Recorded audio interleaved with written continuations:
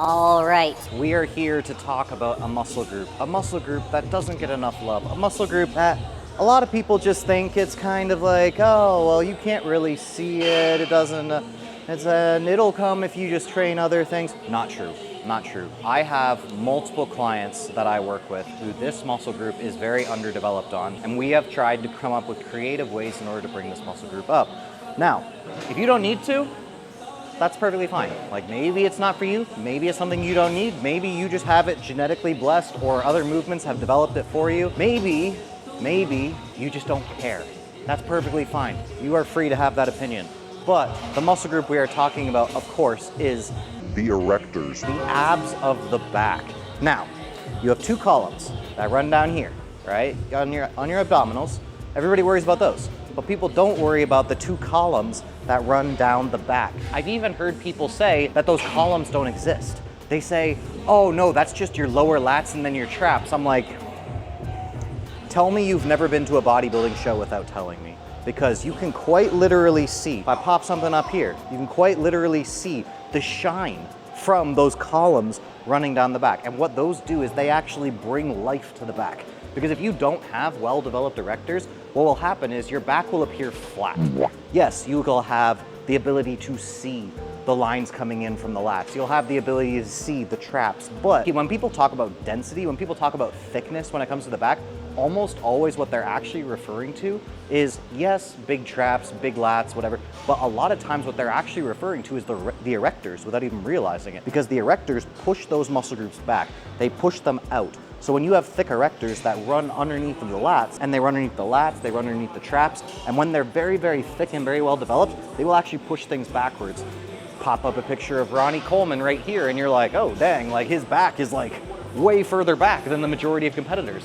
Yes, that's because he had incredibly thick erectors, and a lot of the big, best bodybuilders of all time have very, very thick erectors, and that gives their back life. So, how do we develop them? Well, essentially, we need something that's going to stress them.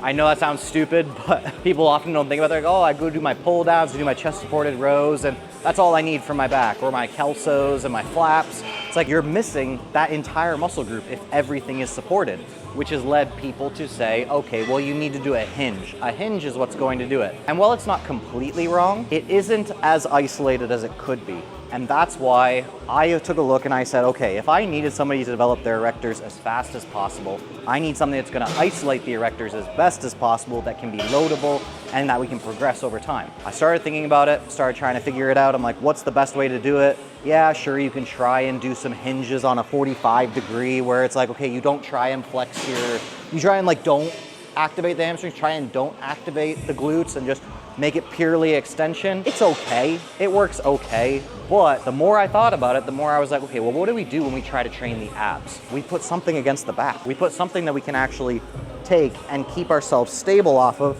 while we're doing this motion. So we should be able to do the same thing with the erectors. And that's where I came across this exercise right here. What I do is I get myself strapped in. Obviously, this is not heavy enough for me to need straps, but what do we try to do when we do our rows, our chest supported rows? What we try to do with our chest supported rows is we try and take and push our chest into the bench, right? And we do that so that we're getting as much of it to the upper back as possible and not bringing in the erectors. So we're trying to not do this, right? That's what we're trying to not do when we do our chest supported rows. So what do you do if you're trying to develop the erectors? I do not know. You do that, but you just don't row. Crazy thought. Now you don't have the rear delts getting involved as much. Now you don't have the traps and the rhomboids getting involved as much. It's more so just an isometric hold.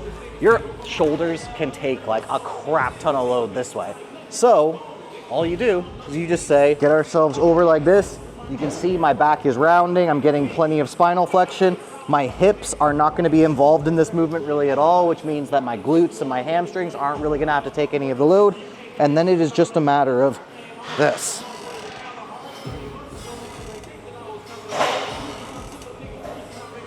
Now, we have one issue, or I should say two main issues when doing this, because I can already see the comments that are going to make complaints about this. One, they're going to say, oh, well, the chest pad, it like hurts pushing into my sternum. To that, I say, suck it up. Get better at it over time. Figure it out. People are taking and doing power cleans and dropping 400 pounds onto their clavicles. you can handle a chest pad into your sternum. You just have to build up your tolerance to it over time. And the other thing is loading, right? So even if I take and get this to its max, what's gonna end up happening is this, your erectors are incredibly strong. So I would have to do a lot of reps in order to make that work.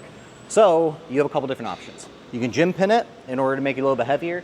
You can do a little bit higher reps, or you can find something that's gonna be slightly tougher. Now, whether your gym has something like this or not is going to be completely dictated on the gym that you go to.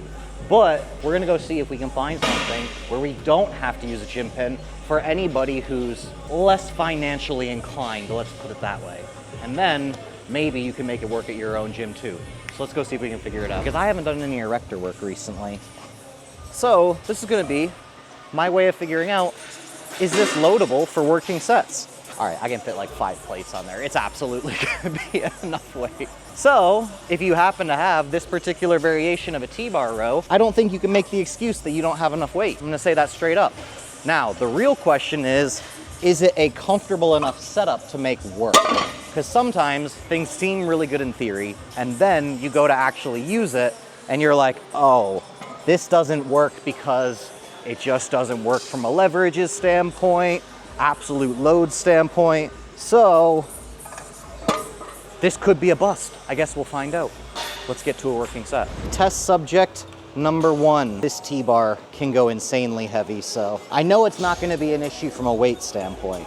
The real question is it going to be an issue from an overall mechanics standpoint? I guess we will find out. I always hate setting up the straps on these though. Not gonna lie. All right, let's do it.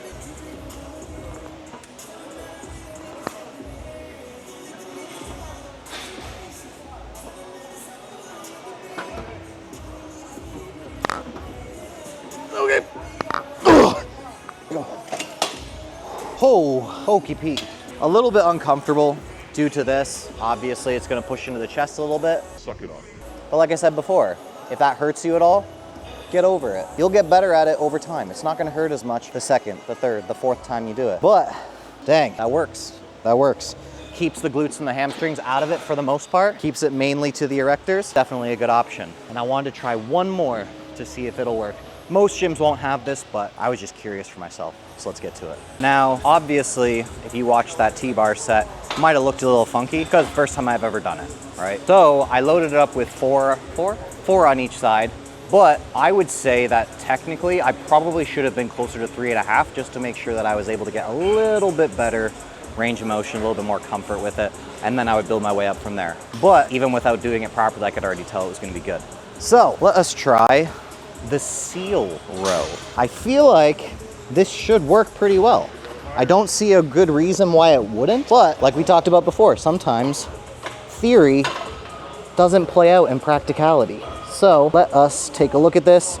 Now, you might be like, oh, my gym doesn't have that. All right, we still got one more option to try, and I know your gym's gonna have that option. So do not complain just yet. Wait till you see our next option before you drop all your complaints in the comments. That weight's a little heavy. At least as we're trying to figure it out. Maybe I just set up awkwardly. We don't know yet. We don't know until we try.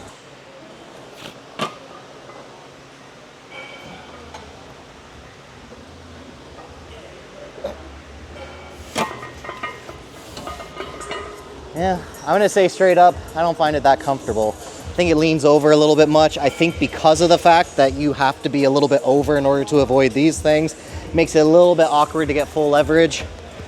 I wouldn't do that one. Just being honest. All right, let's try the last variation. Here it is, but I'm not even gonna front you guys. I don't like it. I tried it, tried out figuring out kind of the overall movement and everything. I don't like it. It could be the fact that it goes straight up, meanwhile the bench is going this way. It could be the overall bar path. Something about it just doesn't feel right. So if you happen to set it up in a way where you're like, okay, this works really well, go ahead. But by no means am I saying that this is like a top tier exercise. For me, I'd have to play around with it a lot more before I could figure out a setup I actually like. So ultimately, I would prefer to just do some sort of chest supported row and load it with a gym pin or T-bar row that can go pretty heavy. And there's one more option, which a lot of you guys won't have the availability for. And this is part of the frustration that I have when I go to teach people certain exercises. I'll be like, oh, well, this is a really good exercise. And they'll be like, oh, I tried it out, I hated it. And then they'll show me the machine that they use. I'll be like, that's not the same machine, it's a bad machine. But one of your other options, if you have access to it, if you don't, I apologize, but one of the other ones that I do really like to do this with is just over here. And what you would be looking at is you would be looking at plate-loaded seated variants. Typically can go a little bit heavier than your pin-loaded ones, and then you don't have to worry about not having a gym pin. If you're like, I don't want to slug plates all around, it's like, I have a gym pin, all right, go to a pin-loaded machine. You're like, oh, I don't really mind doing it. Go ahead, come over here, do this. But this machine in particular gets quite heavy towards the bottom, so as long as you make sure that this is very far back, you might have longer arms than me, so I apologize if it doesn't work well for you. But because it gets a lot heavier towards the bottom, it's really good for getting that. And then you just come back, similar to the way you would have done with the pin-loaded machine. Ultimately, this is just solving an issue for people who might not necessarily want to take the time to build up to a 600-pound SLDL, right? Like my erectors are quite thick, and I attribute a lot of that to the fact that I have done heavy hinge movements for years. We're actually probably closing in on a decade. Damn! I'm sorry. So, for you, maybe you're only a year or two into training. It's a little bit different for you. You haven't necessarily developed that hinge strength to get those erectors like. So, I'm going to go ahead and say we take and we isolate when we try to get things to grow quicker. When we're trying to get our biceps to grow quicker, what do? We don't go say, oh, well, yeah, just go do pull downs. That's gonna get your butt. Yeah, sure, we'll grow your biceps, but not as quickly as doing something like a curl. Same thing with triceps. We don't say, oh yeah, just go do your presses and you're good. No, we typically get people to do extensions. And now we are starting to apply those same principles to the trunk muscles, because the trunk muscles are the ones that people don't apply those to, or at least they don't in a general sense. For some reason, the bros got on board with flies.